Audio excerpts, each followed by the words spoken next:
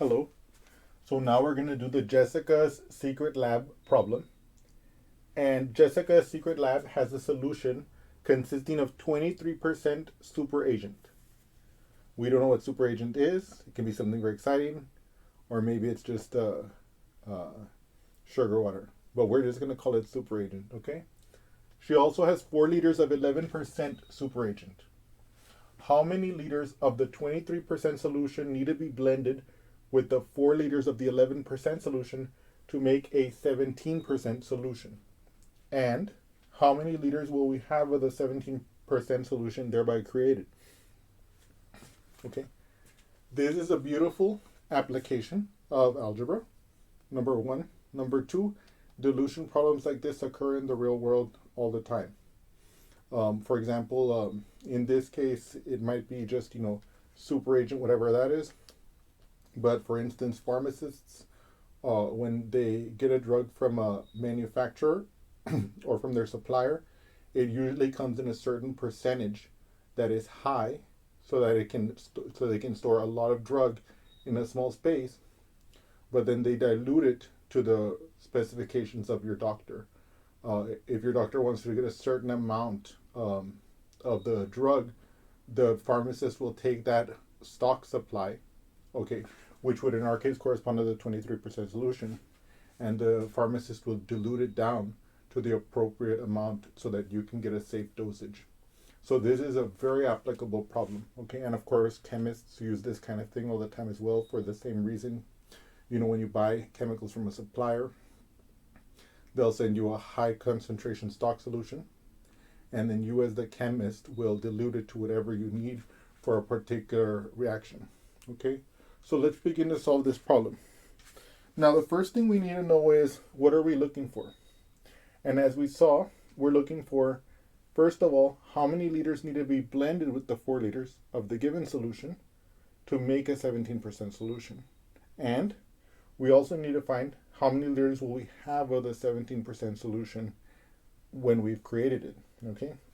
So what we're going to do is we're going to start by assigning a variable, right? So we're going to let x, okay? We're going to let x represent the amount of the 23% superagent solution that we're going to need to blend with the 4 liters of 11% solution. So, okay, so let x be the number of liters of the 23% solution we need to make the desired 17% solution. So now once we've established these variables, let's look at something together. We know that whatever x is, okay, this will be the 23% solution that we're going to need. We already have 4 liters of the 11% solution. And so at the end, when we make our blend, when we add these together, right, we're going to get a total of x plus 4. This is going to be the liters, okay, of 17% solution, okay. So once we find out what x has to be, how many liters of the 23% solution we need, we'll be able to immediately conclude how much solution we've created, how much of the 17% solution we have, okay, or yeah, how much of the 17% solution that we will then have. So now we're going to switch into how we're going to solve this problem. And for that, we're going to have to remember one of our rules for dealing with percentages. So we recall, according to rule 1, that what is p% of x? It is the p decimal times x. Okay? Okay. So now we're going to figure out how this is going to play a role in the solution to this problem. We know that we have x liters of 23% solution. We don't know what x is yet, but we know that we have that many liters. We have 4 liters of 11% solution, and we know that we will have x plus 4 liters of 17% solution. So even though we don't yet know x, we can say something about how much um, of the superagent uh, solute is contained in each of these quantities. Okay, and that's where we're going to use the rule number 1. Okay, so if we have X liters of the 23% solution, 4 liters of the 11% solution, and um, and X plus 4 liters, okay, this will be liters of solution, right? Then what we're going to do here, by the way, you don't have to make a table like this, but it might help you to organize things. In this column of the table, we're going to find out how much solute, okay? How much? Well, what is 23% of X?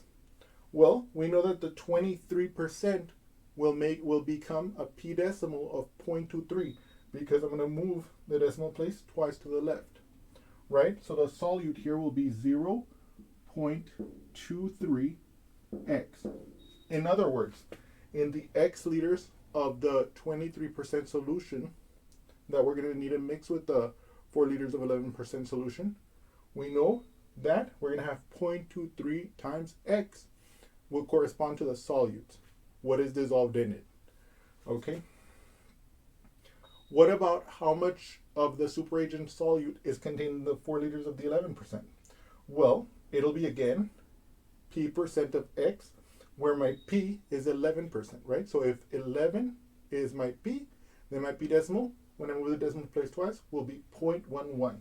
So here it'll be 0.11 times 4. Now you can see here that we can actually simplify this, okay? Okay, when we multiply that out, we're going to get 0.44, okay? Let me perform this multiplication for you. The 0.11 times 4, 0.11 times 4. I do 4 times 1, that's of course 4, right? 4 times this one, which is also 4. 4 times 0, that's 0. I have 2 decimal places in each of these factors. I only have a total of 2 things in the decimal place, these 2 ones. So I start from here, I move in 1, 2, I have those 2 decimal places, and so you can see that this is indeed 0.44. Now what about here, okay? Here I have 17%, or the solute would be 17% of the X plus 4 liters of the solution that we're creating, which means that we would have in this X plus 4 liters of solution, we would have 0.17, right? That's my p decimal times my X, which is the X plus 4. Okay. Okay. And now we're in a position, and now with this behind us, we can see what is going to happen. If what I'm going to do, of course, is we don't know anything about the liters of solution yet, but now we know something about the solutes. If this much solute in the X liters of 23% solution are added to this much solute from the 4 liters of 11% solution, we must have the amount of solute necessary so that in this amount of liters, the X plus 4 liters, we will have 17%. We will have 17% solute dissolved. In other words, this plus this will have to equal that in order for the condition to be met. Okay. Let me re-explain that one more time because I'm not entirely convinced that I explained that well enough. Okay, so just to recap, okay, we're going to add X liters of 23% to 4 liters of 11%, and we expect to get X plus 4 liters of 17%. Okay, how is this possible? Well, if we look at it in terms of the solute that's dissolved, which is what we made this column out of, we see that the amount of solute that has to come from the 23% solution, when we combine it to the amount of solute we get from the 4 liters of 11% solution, must be the amount of solute that would come out of X plus 4 liters of a 17% solution. That was a much better explanation, I think. Yes. And if you think about that, then you can see, the equation is going to be 0.23x plus 0.44 equals to 0.17 times x plus 4. Okay, so let me write that here. So 0.23x plus 0.44, right, equals to 0.17 x plus 4, right? And just to recap one more time, the amount of solute we get from the 23% solution, when we combine it to the amount of solute we get from the 4 liters of 11% solution, has to be the amount of solute we would get if we had x plus 4 liters of 17% solution. Okay, and now we're going to solve this equation.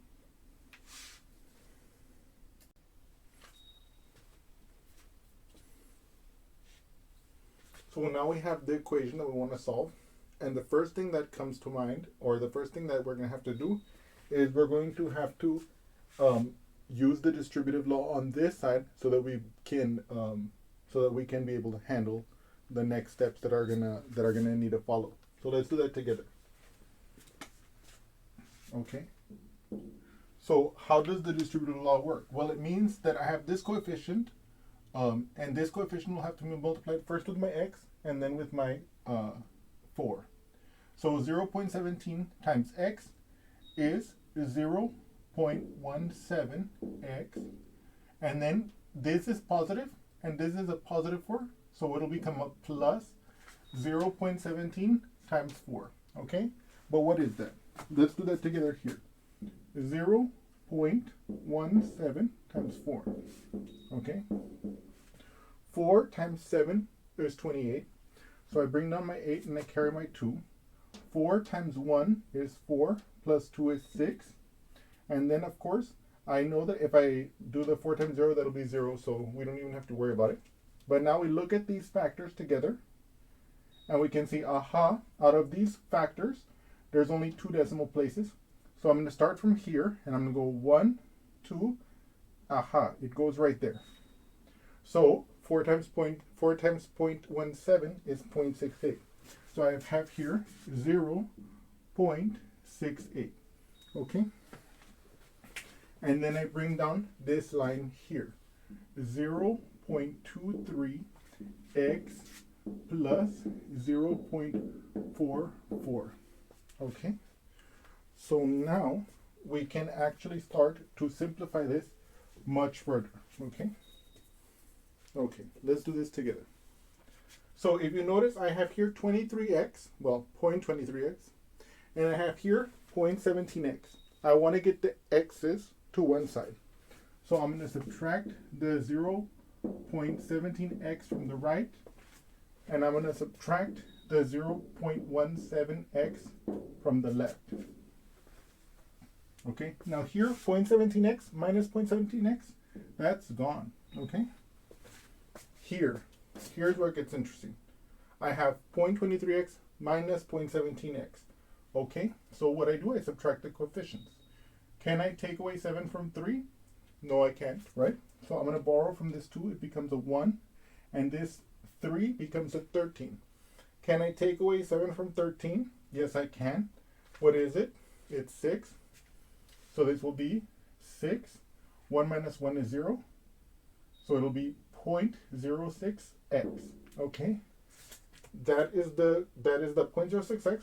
Then I bring down the plus 0.44 equals the 0.68.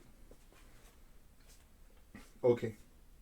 So is my variable by itself yet? Have I solved for x? Not quite. I have to get rid of this constant term. So in order to do that, I'm going to subtract it. 0.44 from the left and from the right. Because remember, whatever we do to one side of the equation, we do to the other to preserve the equality. So this is gone, right?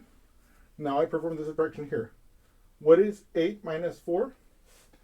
It is 4. What is 6 minus 4? It is 2. I bring down the decimal place. So I have 0.24 equals 0.06x. Oops. Sorry about this.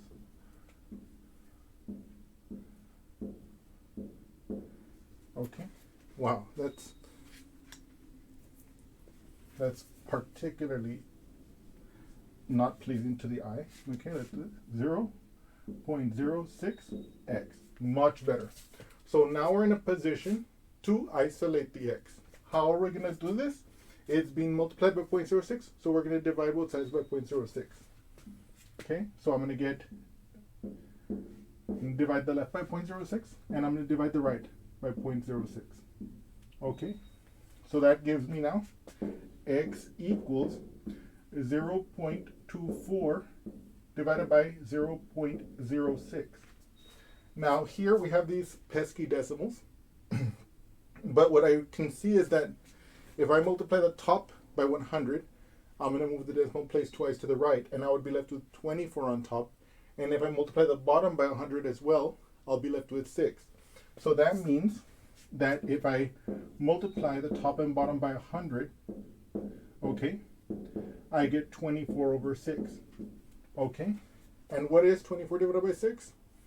4. Aha. We have now solved this problem.